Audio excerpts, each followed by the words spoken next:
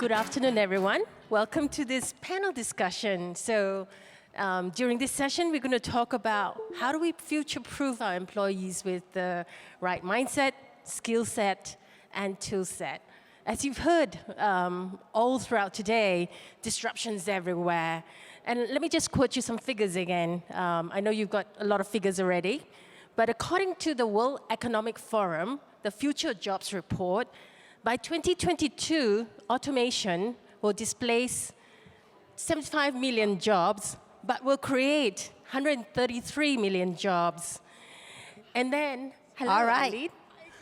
So here is Aileen. Thank you so much for joining. Hi, Aileen. And then in 2018, humans currently, last year accounted for 71% of the jobs done by humans and machine. This number is going to decrease to 58% in 2022, and then further to 48% by 2025. And you also know that there are 4 key technological trends: ubiquitous, high-speed mobile internet, cloud computing, data and analytics, and AI that are changing the way we work. So the topic of reskilling, upskilling is top of mind for all HR leaders. And I'm so glad I have a panel of experts who can share great stories about what they've done in their respective organization. So why don't we get Nora to start by sharing her story from Maybank in terms of what she's done in this area in terms of future-proofing the employees. Nora, please. Thank you. Thank you, Jovina. Hi, good afternoon, everybody. Hi, good afternoon. You've probably not had lunch. We passed lunch just now. It smells very good out there. Yeah. Well, I suppose the first thing is maybe to kick off by sharing our thought process, right? Before I give you a flavor of some of the things that we are pursuing. Way back when we were thinking, this through, we were sure of a few things, at least, right? One, we were not going to be jumping onto the bandwagon and, because we're not fashionable, trendy people. We're not going to do things just because it's what others are doing right now, kind of thing, right? And so we looked at what others were doing, right? And these include, of course, the whole suite of the Googles, if you like, with their 20% time. The Nestle, for example, with the digital acceleration program. We looked at Smart City, Singapore, right? What Singapore was doing. We looked at Singtel. We looked at AT&T. And that was very interesting to us, the Workforce 2020 program that AT&T had, which we were happy to note that, because, everybody's trying things, and we were desperately looking for programs that were starting to bear some fruit, right? And AT&T was, I don't know if anybody's from AT&T here, so I'm doing some free marketing for you. Yes. Okay, free marketing. Gentleman. Or maybe should I charge you? Okay. Apparently, based on our benchmarking, AT&T, after about 2.5 years, was successfully filling 40% of your vacancies from the reskilling program of the Workforce 2020 program. Now, that was very exciting for us. Why? Because Maybank Group also has a policy intent which we had communicated to our people way back in 2009 within our then transformation program, which was a commitment that, and this commitment was also a governance, because what we say, and publish, we are, of course, monitored, right? Not just by externals, but our staff. So the policy intent was for every 10 vacancies, we would fill from internal, 8 from internal, right? So you can imagine, right? With that, it therefore triggers a lot of development and identification of succession and skilled people or talented people, high potentials, and so forth, right? So it forces the outcome of all that process. So that was exciting, what we saw. Now, taking all of that, we then embarked on our own Maybank Future Ready program, which, again, based on our studies, and this is data-driven decision-making. It's a skill that you and I are supposed to polish, right, in the current world, right, in IR 4.0 going forward. So looking at all that data and analysis, we then designed and curated our program. Now, we started with top-down. Okay, because that's one of the findings, right? So we had the board, right from the board, and the group executive committee, myself and my colleagues, go into a program that we co-designed together with INSEAD that was about leading in a digital environment. And that included some quite technical parts, like going through actual, understanding what design thinking fundamental principles are all about. We went through Python, programming classes. I cheated a little because I didn't want to be embarrassed in class together with my colleagues, so I asked for some tutoring to be done before, right? But anyway, so we did all of that, and we understood better what the difference was between supervised and unsupervised learning, how that would be useful for us or not useful for us. Now, why did we do that? Because we wanted to then roll it out to the entire organization and made sure that at the very least, every Maybanker is brought to a minimum level of digital literacy, right? And we achieved that immediately after that program via a quiz that was mandatory, that everybody had to take, because it's part of self-assessment. And it was brilliant, because we had fabulous findings just from that quiz, right? One of which was to actually challenge stereotyping, the first movers, if you like, who took the quizzes and who passed, so we had a 70% pass rate, who passed the quiz were not the younger generation. Yeah, they were the people who are in their 40s and above. So that tells us a lot. So maybe I should stop there, right? And then I'll continue later. Okay. Yeah, well, Aileen, you also told me when we were talking last week that in Singtel, no one is left behind. Maybe you want to talk about what you've done in Singtel in terms of reskilling and upskilling of the workforce. Yeah, sure. Good afternoon, everybody. I know we are standing in between lunch, so let us just give you what I thought that would be the bits and the bytes of what Singtel is all about, very quickly around future-proofing.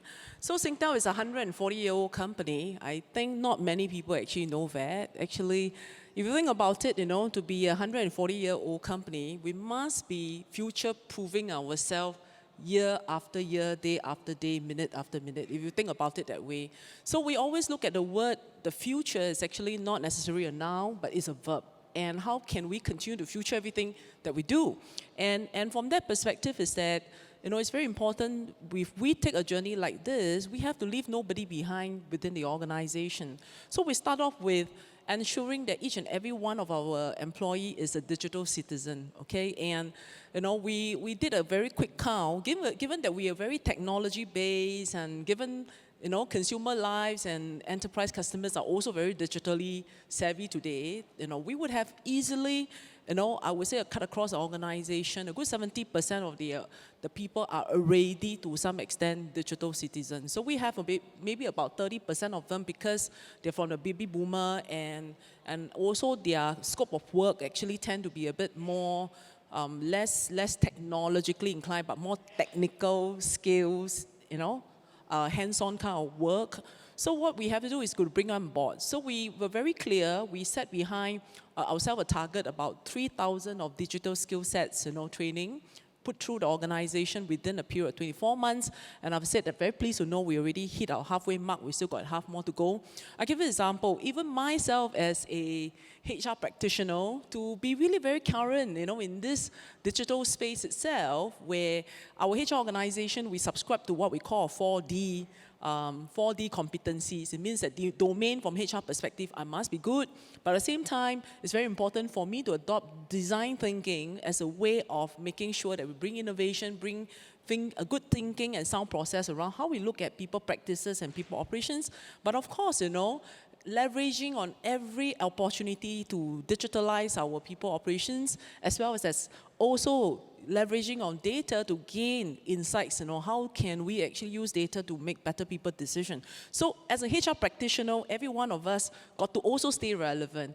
And I would share with you all is that back in January, something that I was one of the 3,000, actually I signed up for Python, R, and business analytics course, okay? So I know how to do a bit of coding, trust me. So I think that is very important because we took a view of making sure that, when we have training budget, every year we spend close to about $30 million across the organization just to train out our employees, okay?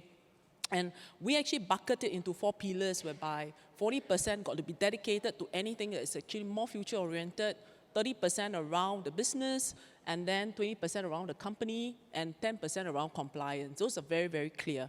And very pleased to know that last year alone, we actually crossed 50% just on future-related learning. It's just to bring everybody on board. That's very important. And the other thing that I thought is actually interesting also to stress is that, in fact, I'm in the midst of actually working my annual operating budget, so I can really clock the numbers and tell you what is going on, right? And we took a very clear position because you want to future-proof your organization. Of course, attracting the right talent in the organization is very important. But we took a philosophy of not leaving anyone behind, which also means that we have to do a lot of work with our internal workforce. And we have close to about 26,000 workforce across the globe itself. And how do we make sure that everyone really have an opportunity to future-proof themselves, right? And keep themselves really current. And fantastic news is actually the digital learning modality is really very much kicking and alive. And how many of us are really putting investment around that space? Because you can actually ramp up easily 10-20% more of learning opportunities across the organization by investing on this particular modality. So we actually took a very clear decision in terms of our training budget itself, our learning and development budget. Almost a good 30% this year is going to dedicate just coming through that pipe, okay, which is on the digital learning modality. But very importantly, by doing that, we could also easily ramp up more than 10-20% learning opportunities, just cutting across the entire organization. So my view is very simple. If you want to future-proof your organization, what gets measured gets managed. And it's very important that right at the onset, set on all these different targets, that you feel will make a difference. But, very importantly, of course, I'm covering a conversation of really cutting across the entire group itself. But, to future-proof the organization, it's also one that got to reflect on where the business is going because, Singtel, as you know, we do have businesses that cut across all the, what Nora is sharing, the smart nations, the cyber security. We have all those data analytics, with different OTT television, digital advertising. We have businesses that cut across, right? So we still have to do a lot more in terms of attracting, and retaining the right talent into the organization. Thanks very much. Over to you, Kulshaan. You come from a very interesting organization, a large conglomerate in Thailand. I think you mentioned 350,000 employees. So right, tell us what you're doing in your organization. Hi, good afternoon, everyone. Ours is a very complicated story in a way because I think with Maybank and Singtel talking about their organization, they're already a household name. I come from a group called CP Group. We are a 100-year-old organization with more than $60 billion in revenue across the globe. So it's a family-owned but professionally managed group of companies. And we have a workforce of around 355,000 working across almost all continents. And I think the complexity comes from several angles. The first angle is that we have a workforce which is a lot of them involved in, I would say, low-tech work or almost like blue-collar, and also the front-ending retail. We own 7-Elevens in Thailand, as you might know. So there is a lot of workforce which is, in a way, homogeneous, but having a very narrow skill set. At the same time, the diversity of the group runs across retail, food, agro, to even fintech. So that's what the kind of complexity we are handling. So I'll quickly jump into 3 key challenges we are facing and also the strategies we have. The number one, I would say that we have totally merged employee development and corporate development. For us, newer businesses and newer avenues for the group are going to come from the process on how we develop our employees. Let me explain how. We created almost a monument kind of facility, 180 kilometer northeast of Bangkok. It's called CP Leadership Institute. This is where we've organized more than 500 small teams now across business groups who come together, do ideation, do a business proposal, and seek funding from the senior management on going ahead and creating newer stuff. So along this way, we are also creating skills which they did not have. So we provide them an ecosystem which has coaches, which has externals, which has technology, everything they can use to develop themselves, but to an outcome which is a newer business or a business idea. So that's very interesting. As I said, 500 small team is already mobilized more than 3,000 people, managers, and people who are already up there. Our second big strategy is creating new first and then taking the old to new, not necessarily trying to transform the current. I think that's very important. So just to give you an example to help understand what we're doing, in China, we have a new farm which is producing 3 million eggs a week and is fully robotized. There's very less human interference. You can imagine robots working with birds, not only with the human beings. And now what we are doing is we are teaching that as a business model, that as a school for the entire workforce in the category of blue-collared in that egg and chicken industry to move towards it and learn the skills which are required in the new. And that is a model we'll replicate several times. And of course, we are transforming our current business, but this is how we create newer expansion opportunities and create a prototype of what it would be and use that as a school for people to move on to the next level of skills. Mm-hmm. The third strategy which we have is we are not relying totally on the education infrastructure of the country, but we are creating our own. We have an industry, we have a couple of universities which we already have catering to specific industry needs. We have an institute called Panyavivat Institute of Management, PIM, is even recognized to give PhD degrees in retail, because we realized that to get future workforce for our retail business, which is we are franchisee of 7-Eleven stores in Thailand, 10,000 of them, 10,500 of them, and macro stores, which is a B2B retail. So for that, we must have constant supply of skills. We must have constant upgradation of skills. And that is what happened at PIM. It's an open university. As I said, you can get degrees from undergrad to PhDs. And they have courses which train people up for future retail. And it's really, really top end. We are creating a digital academy under a banner of telecom company True, which is almost like Singtel in terms of capability. And we are using that to train entire organization on digital. So we are creating our own infrastructure and not totally relying on government, so-called, on education. So creating new first, having our own infrastructure, and having a modular organization structure which is equal to our corporate development and employee development going hand in hand. So these are the 3 big strategies we are working on. Thank you. So let me just summarize what I've heard so far. So digital, upskilling, it's fundamental. I mean, no one can escape from that. Future is a verb. Employee development, corporate development is coming together. A lot of companies are also developing their own in-house training sometimes with external institutions, for example, Maybank and INSEAD, to develop what's relevant for the company, and creating the new and then migrating the old into new. We've heard a lot from the panel. I'm sure you're dying to ask the panelists a lot of questions. So do we have any questions from the floor? And if you do, raise your hand and we'll send you a mic. Do you have any questions?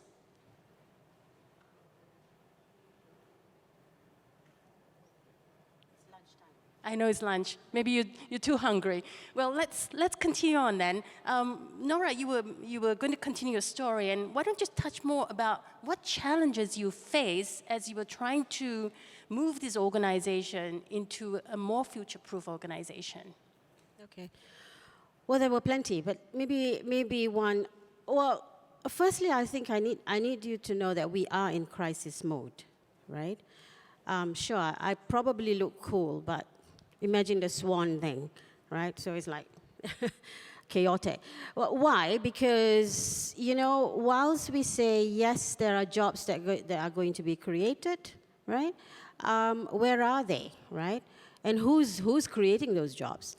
And for banking, it's even more important because the only solution to RPAing and automating, right, which of course we are doing too, is less volume in brick and mortar. So the only announcements we see really is that, branches will be closed and people will be let go. Now, the question is that the only answer, right? Like Singtel, we also are committing to leave nobody behind, but there's a big but, right? And we have to expand that further in terms of leaving nobody behind so that everybody lands on their feet well, right? And their well-being and financial well-being is taken care of. Why? Because we cannot commit, we don't know. We cannot commit that there will be jobs for our 45,000 people, right? Once we move, more intensely into the next model. But what we are committed to is to ensure that we will create those jobs together. And those jobs are tasks, roles that has to be designed and flushed out once we robotize some parts of the process, right? And we are proud to, we are also a digital bank of choice, right? But we also have the largest footprint in terms of brick and mortar. Now, and we want it both. We want it all. Now, isn't the current times exponential times, right? Think moonshot thinking. So we are determined to find our own answers to this. And it takes a lot of work, and that's why we're in crisis mode. And remember, I handled 7 unions, right? But it was one of, in our heat risk map, right, when we were doing this, unions were appearing as something that we needed to take care of. And yet, union is my best partner today. They got sold on our Future Ready program. They are actively supporting us in everything that we're doing. So, those are some of the things that we're looking at. And the other is ensuring, the other challenge is ensuring that we are not, contradicting ourselves with our staff, right? This is about change of behavior. This is about knowing how to operate in this current world where we have technological advancements in all 3 areas, right? Digital, physical, biological, all coming at us, all we welcome, but we're trying to figure out how these are truly going to augment our performance, right? And so what I mean by so we don't confuse our people is we don't tell our people and train our people, and we do, all right, in terms of agile at work and agile models, but we don't change policy. So workforce futurization has to come in hand with workplace futurization. It has to come in hand. So policies needed to be revised. Structures truly needed to, we needed to evolve, not to total holacracy. We're not a startup, right? We are an old organization, although now I've discovered I'm younger than the 2 of yours, all right? We're about 60 years old. We needed to ensure that people, we didn't just throw cushions onto the floor and say, this is what Google does, right? And give you M&Ms, Bankers wouldn't know how to operate in that kind of an environment, right? So we needed to be thinking about what works for us. But one thing's definite, we will throw away management tools and approaches that are outdated. Now, principles, philosophies, of course, is not outdated. It's evergreen, and we maintain that. But things like org structure, it's created silo mentality and turfing behaviors and non-synergies for as long as I can remember, since the day I joined the workforce, right? But what have we done to solve those issues?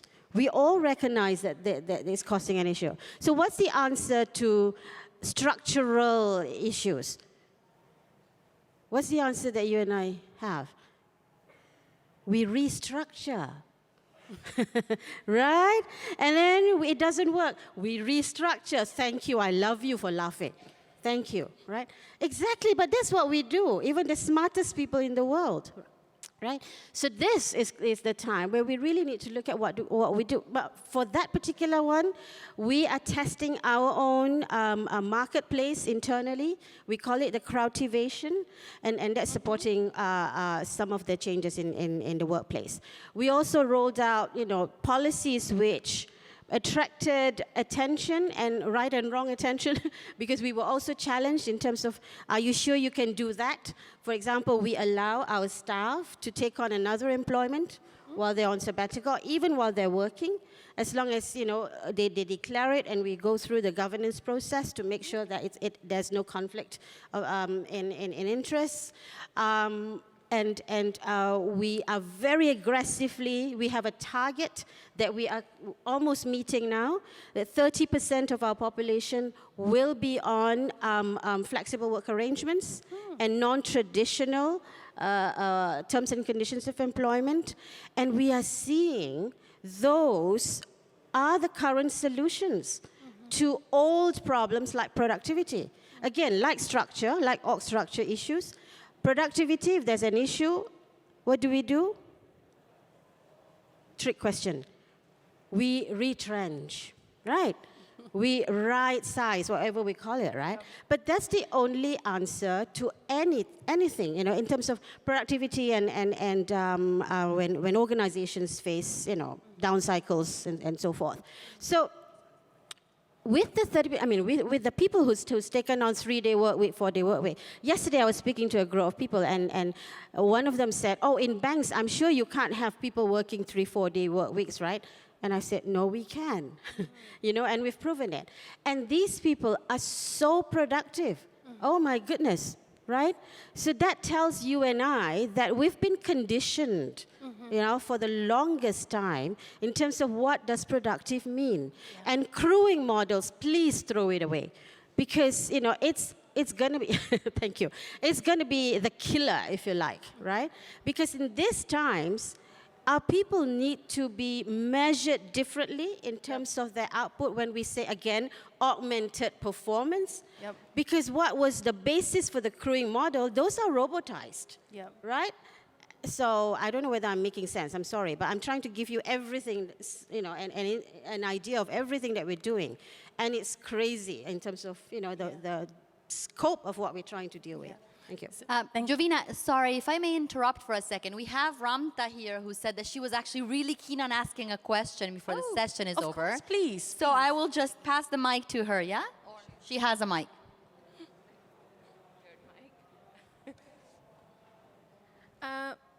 Hi, I'm Ramta, and I am HR for one of the IT companies taking care of Asia Pacific region.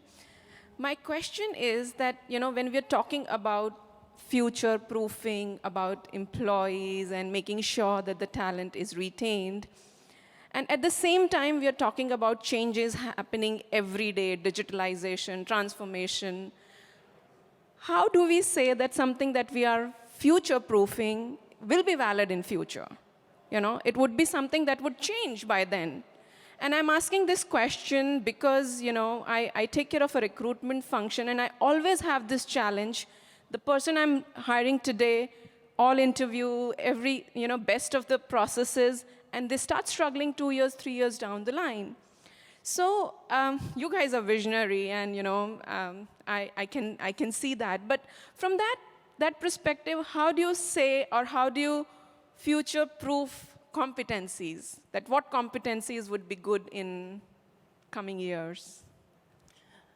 Do you want to take it? I think we heard a couple of themes earlier today, right? Learning is something that we all need to do, and we need to hire for a learning mentality. We got to hire for attitude. But let me also turn it to any of you to Okay, give your thoughts with about. 20 seconds left, we actually, do to have 20 answer your question. We only got 17 now. I guess, if I can just give you, look for innate I think innate capability. I think that's very, very important. A person who actually shows a lot of learning agility, a person who shows agility around change, shows that you are being, you are very passionate and committed to want to stay current, and you demonstrate those ability. To me, is somebody I really want to take on board, right? Because many a time, the person, if you're hiring the person purely based on just a domain skill sets, it's good for today, not necessarily it's good for tomorrow. So you really got to really look out for, what I call the agility to be able to learn quick, has a good sense of curiosity, and always asking very good questions, and very importantly, know how to tap into networks. Okay, I thought we talked about certain challenges just now. Nora talked about, I have one straight answer for you about challenges. I can tell you today I will have tons of challenges. Tomorrow I have tons of challenges around future proofing, right? And we talk about leaving nobody behind. It is actually very easy to say than to do it. But very important, when you take a concept like that, I would say that you cannot never do it by yourself. Tap on the network, tap on the ecosystem.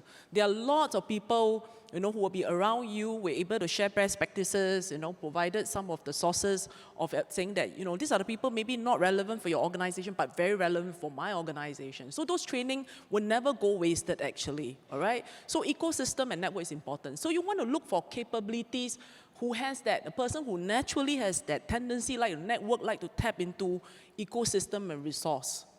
Okay, I know our time is up, but just to wrap up this session, why don't we get every panelist to say what is one key message you want to leave behind for the audience? Okay, let me go first. I think very quickly, it is also a response to the lady's question there. The answer is in lifelong learning. I think that's what Aileen was also alluding to it.